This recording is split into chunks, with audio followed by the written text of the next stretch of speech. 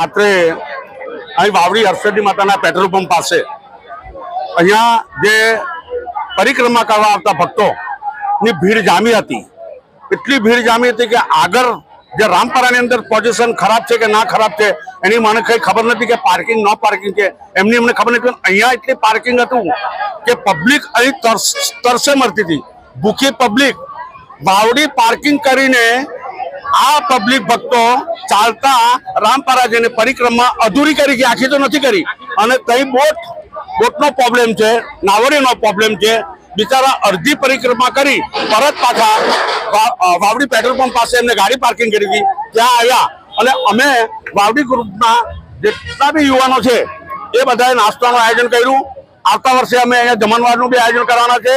અને મારે સરકારને એ કહેવું છે કે તમે નાવડીવાળા બહુ ચરબી પર આવી ગયા હોય કે સ્થાનિકને રોજી આપો, તો તમારે સ્થાનિકને રોજી આપે તો તમે યાત્રાઓને કેમ હેરાન કરો છો? મેં તો કહ્યું સરકારે સમજવું જોઈએ. પ્રયાગરાજનો મેળો ઓળે ગયો, આ મિની પ્રયાગરાજ થશે. મિની પ્રયાગરાજ છે. અને ટ્યુબથી જે પ્રયાગરાજમાં ટ્યુબથી બ્લેક કલરની ટ્યુબ છે એની થકી જો આપણે પુલ બનાવવામાં આવે તો એ કોઈ તકલીફ ના આવે.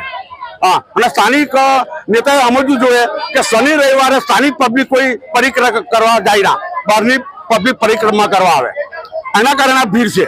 હા, તંત્ર આપણે કંઈ જાણતા નથી. વાવડી ગામની અંદર પ્રવાસીઓ તરસે મરતા હતા, ભૂખે મરતા હતા. એની અમે